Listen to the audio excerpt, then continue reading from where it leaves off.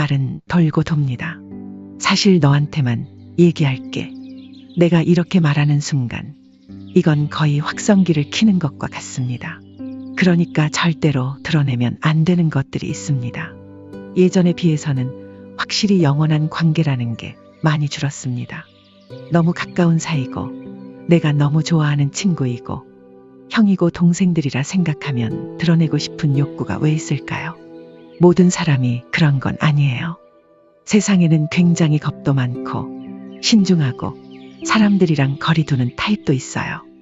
그래서 그 사람들은 끝까지 남의 비밀도 지키고 내 비밀도 지킵니다. 그게 그 사람이 엄청난 신의가 있어서가 아니라 원래 그렇게 태어난 거예요. 자물쇠로 태어난 거죠. 그러나 어떤 사람은 굉장히 충동적인 사람이 있어요. 머릿속에 뭔가 생각이 나면 얘기해야만 돼요. 그래서 어떤 사람은 머릿속에 뭔가 좋은 아이디어가 나오면 얘기해야 돼요. 그때 칭찬받아요. 그러나 머릿속에 굉장히 누구를 미워하면 또 그것도 어딘가 얘기해야 돼요. 그렇기 때문에 타고 태어나기를 굉장히 충동적이고 머릿속에 있는 생각을 담아두지 못하고 말로 하게끔 타고 태어난 사람들이 있다는 겁니다. 그래서 그 사람은 결국은 나의 모든 게 남한테 드러나게 돼요. 물론 이런 분들도 있습니다. 어렸을 땐 어떤 들은 얘기나 자신의 단점이나 이런 거를 더 많이 말하는 소위 입이 좀 싼 편에 속한다고 합니다. 그런데 사회생활을 하면서 자신이 한 말들이 퍼져가고 결국엔 그 출발이 자신이었다는 것이 밝혀진 다음부터는 내가 무슨 말을 들었건 어쨌건 아예 아무 말도 안 하는 식으로 변하는 사람도 있습니다. 뭔가 말하고 싶고 얘기를 잘하고 싶은 충동과 능력은 남아있을 수밖에 없습니다. 그런데 이제 뭔가 하게 되면 이 말을 했을 때 나한테 엄청난 상황이 손해가 될 거라는 본인의 깨달음이 있고 이런 상황을 피하고 싶은 마음이 생기게 됩니다. 그래서 보통은 아주 입이 무거운 사람이 되는 경우가 됩니다. 결국은 내가 한 얘기가 돌고 돌고 돌아서 남한테 피해를 주는 얘기에 대해서만 신경 쓰이시는 겁니다. 자신이 한 얘기가 돌고 돌아 소문이 나서 남한테 미담이 되는 건 신경 쓰지도 않는 겁니다. 그렇기 때문에 사실은 겁이 많은 것보다도 굉장히 마음이 따뜻한 분일 수 있습니다. 겁이 많다라고 하는 것이 나쁜 의미만은 아닐 수 있습니다. 그리고 인간의 기본 심리에는 사실 사람에게 무엇인가 자기를 오픈할 수 있는 거는 사람에 대한 믿음, 신뢰 또 자신의 마음을 이렇게 보여줌으로써 사람과 더 끈끈한 유대관계, 연결 이런 걸 좀 많이 구축하려고 하는 마음이 있습니다. 예를 들어서 어떤 사람하고 처음에 만나면 좋은 모습을 보이려고 합니다. 호감이 있으면 그런 모습을 보입니다. 근데 이 사람이 진짜 내 사람이 되고 이 사람이야말로 진짜 나에게 가장 중요한 사람이 되는 어느 시점에서는 나의 약점을 한 번씩 드러내게 됩니다. 이런 것까지 사랑해 주길 바라는 심리가 있습니다. 나 사실 이런 게 있었다. 이러면서 이 사람한테 얘기하는데 이건 이 사람을 그만큼 믿기 때문에 사실 얘기하는 겁니다. 그래서 어떤 면에서는 내가 그런 비밀이라든지 약점을 드러내는 것은 그 사람에 대한 믿음과 마음이 얼마나 큰지를 보여주는 하나의 대목일 수 있습니다. 예를 들어서 그것이 수용됐을 때 나 사실 굉장히 이런 가정에서 좀 자랐었다. 나 사실 그때 참 많이 울었다. 이런 표현을 했는데 그 사람이 이 이야기를 듣고 울게 됩니다.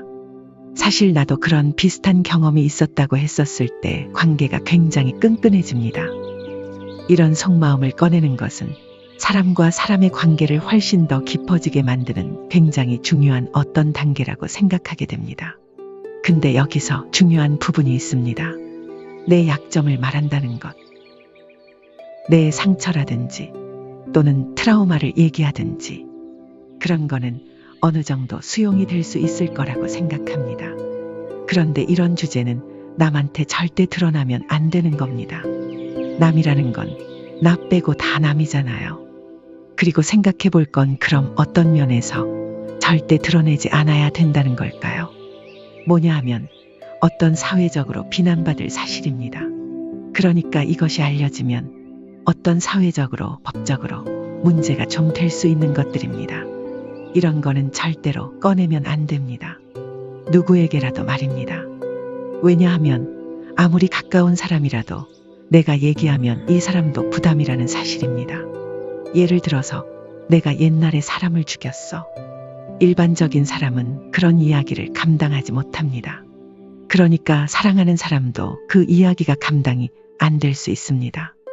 그래서 상처를 얘기하는 것과 사회적으로 비난받을 이야기는 좀 구분할 필요가 있습니다. 이렇게 말씀드릴 수 있겠습니다. 살인자들이 진짜 자신의 살인을 얘기하는 수가 있어요. 거기에는 두 가지 심리가 있습니다. 하나는 자랑이에요. 두 번째 심리는 뭔가 하면 과시의 심리가 있어요. 상대방을 압도해야 되거든요. 그런데 이게 일반 사람도 마찬가지예요. 결국은 우리가 누군가한테 인정받고 싶어서 얘기하다가 보면 얘기하는 순간에는 몰라요. 바보가 아닌 이상 자기 약점을 약점이라서 생각하면서 얘기하지 않기 때문이죠. 조심해야 합니다. 또 이런 경우가 있어요. 어떤 갖고 있는 가장 중요한 재산이 괴로움이라는 겁니다. 자신한테 남아있는 나의 존재 이유와 근원은 나의 고통인 거예요. 그럴 때는 나의 고통을 얘기하게 됩니다.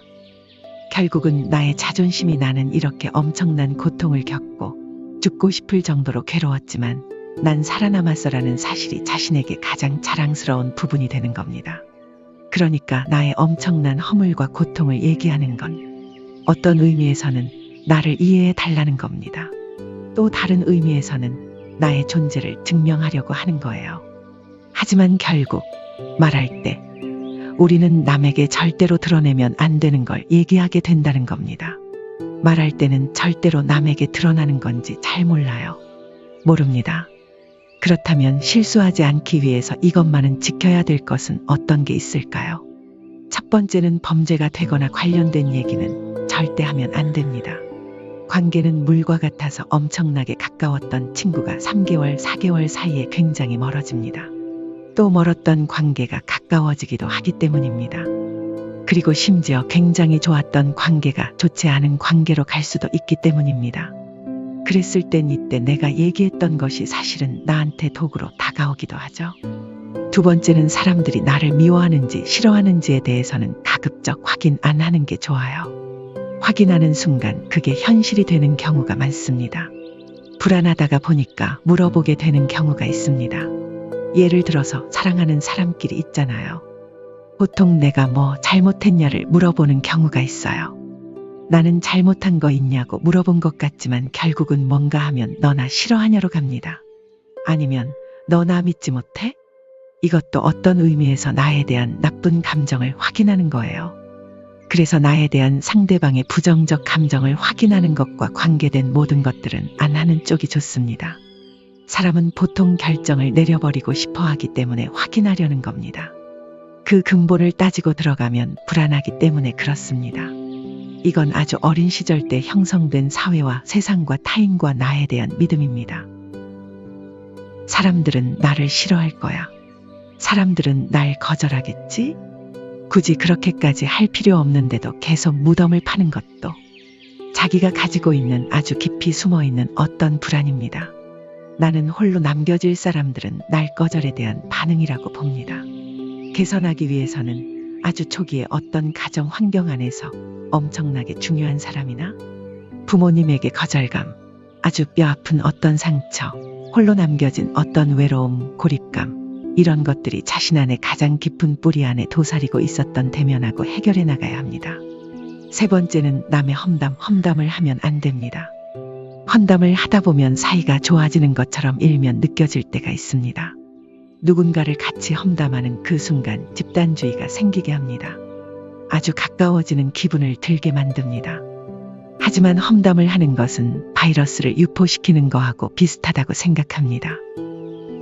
내가 내 입을 열어서 말하는 순간 그건 이제 내가 통제가 안 되는 거고 그건 어디로 전염될지 전혀 가늠이 안 되기 때문입니다. 그래서 사실 너한테만 얘기할게. 내가 이렇게 말하는 순간 이거는 거의 확성기 키는 것 같습니다. 말은 돌고 돕니다. 기억해야 될 것은 그 이야기의 근원을 알게 된다는 겁니다. 그땐 정말 돌이킬 수가 없습니다. 세 번째는 자랑하는 말입니다. 보통 문제는 돈 자랑하시는 분들이 밥을 사면서 그런 얘기를 하면 그나마 좀 괜찮습니다. 근데 밥은 또 안 사면서 자기 가방 얘기, 차 얘기, 이런 얘기만 다 하고 밥값은 항상 나눠서 내자고 합니다. 돈 자랑을 하는 심리 중에 하나는 자기는 있어 보이고 싶어 하는 심리입니다. 허세를 부리면 남들이 모를 것 같지만 다 알아요. 그 순간 그냥 그런 사람이 되거나 재수없는 사람이 되는 겁니다. 그리고 돈 자랑은 아무런 유익이 없습니다. 사기꾼들의 표적이 되거나 돈을 빌려달라는 얘기 외에는 얻을 게 없기 때문입니다. 근데 여기서 사실 사람을 가장 끝판왕으로 열받게 만드는 자랑이 하나 있습니다. 자식 자랑입니다. 그러면 진짜 속이 뒤틀립니다. 그 이유는 자식 자랑을 할 때 상대방을 무시하고 자신이 돋보이려는 의도가 포함되어 있기 때문입니다. 나는 그런 의도를 가진 적이 없다고 말합니다. 하지만 듣는 사람은 다르다는 걸 알아야 합니다. 남에게 절대 드러내면 안 되는 것. 정리하자면 그런 게 있는 것 같아요. 그냥 뜬금없는 사실로 의도가 어땠든 전해지는 우월함을 증명받고 싶어 자랑하는 것들. 특히나 자식 자랑 같은 경우에는 하지 않는 것이 좋다는 것입니다. 험담 같은 거 돌고 돌아와서 나를 망칠 수 있다는 것입니다. 그리고 나의 약점을 얘기하는 것들도 조심해야 된다. 굳이 하지 않아도 될 것들을 드러내서 스스로를 힘들게 만드는 일은 없었으면 합니다. 그럼 오늘 하루도 행복하세요.